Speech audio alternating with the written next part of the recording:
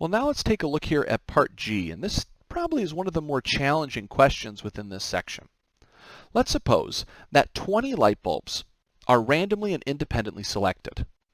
What is the probability that 5 of those light bulbs will have lifetimes above 760 hours? Okay, now before we jump in here too deeply, let's quickly go back and remind ourselves of what our random variable was in the last problem. In all these problems here, we've been dealing with light bulbs and their lifetimes. And if I scroll all the way back to the very beginning, we'll see that X represented the lifetime of a light bulb. Notice that in part D, I'm not really asking a question about what is the lifetime of a light bulb. My question is, what is the probability that 5 of the 20 will have this particular property true about them? That is, I want some number of items out of a total number of items to meet a particular property. Well, notice that's kind of strange because that's not even a continuous variable. Take a look. I actually have a brand new variable here. Let's call it y. What y is going to represent, so I'll say let y represent the number of bulbs out of the 20 that last above 760 hours. Well, that's definitely not continuous, right? If I'm saying how many bulbs will last this long, my answers are like 1 bulb, 10 bulbs, none of the bulbs, all of the bulbs. So this isn't a continuous distribution. Of course, what this means is that if I look at the formula sheet, I can no longer be working with a normal distribution. I have noticed here that I'm working with something that sounds discrete, and so I have to go back to my first 2 columns. So which of the discrete distributions here might help me determine how many bulbs out of a total number of bulbs will end up being a certain way?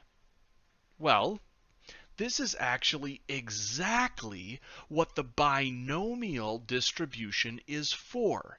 In fact, I'm going to go ahead and add this to our formula sheet here.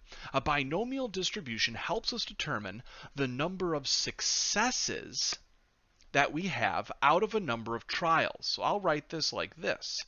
It's a number of successes out of a number of trials. And so I want to get really good at kind of trying to hear this language or rhythm in speech when I come across different problems. If I'm looking for a number of things out of a total number of things to come out a certain way, that's pretty much guaranteed to be binomial. So in our case, we can see that we're saying out of 20 light bulbs, how many of them are going to end up with a specific property. So just to be sure, though, that this is binomial, we could go through and look at all the checks. So let's go through them.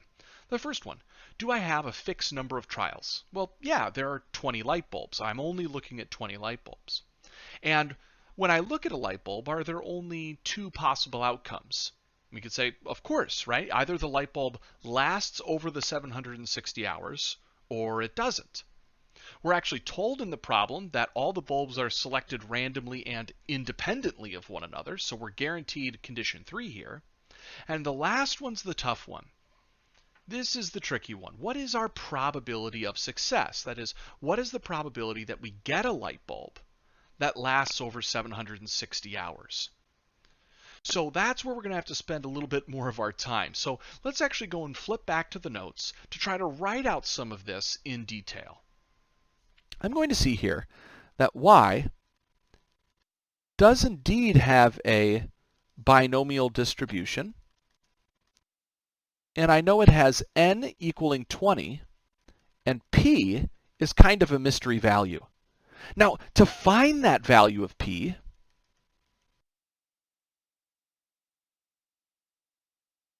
we need to know what is the chances or what is the probability that a light bulb lasts over 760 hours. So I need the probability that the lifetime of a light bulb is over 760 hours. Well, wait a minute. Lifetime of a light bulb is 760 hours or more. Wait, doesn't the variable x that we looked at up above stand for the lifetime of a light bulb? So this would say, what is the probability that the lifetime of a light bulb is over 760? So, in fact, if I look back at one of my previous parts, specifically here in part D, I can already see that we actually already calculated this. We found that if you shaded above 760 hours, the chances of getting a light bulb there would be 17.27%, or 0.1727. So actually, I'm going to go ahead and just jot this down right here, 0.1727, and I'll just put, this is from part D. So I actually then have my value of P. I can actually just use this value right here. So if P is actually going to be 0.1727, then what we want to compute overall is, what are the chances that the number of light bulbs that last over 760 hours is going to be exactly 5 of the 20 light bulbs. So that's a binom PDF where I have 20 light bulbs. There's a 17.27% chance of getting the type of bulb that I want, and I want 5 light bulbs to come out with that property. If I go to my calculator and I type all of this in, I can actually find that I get the percentage, or the decimal, 0.1386. So this right here would be my final answer to this question. What are the chances of getting 5 light bulbs out of 20 to act a certain way? This percentage. Now this is kind of a complicated question because you can see that it has a mixture of a binomial and a normal distribution all in one. And this takes a little bit of getting used to. It's really where you have to practice hearing that binomial style question. What are the chances that 5 things out of 20 things are going to do something?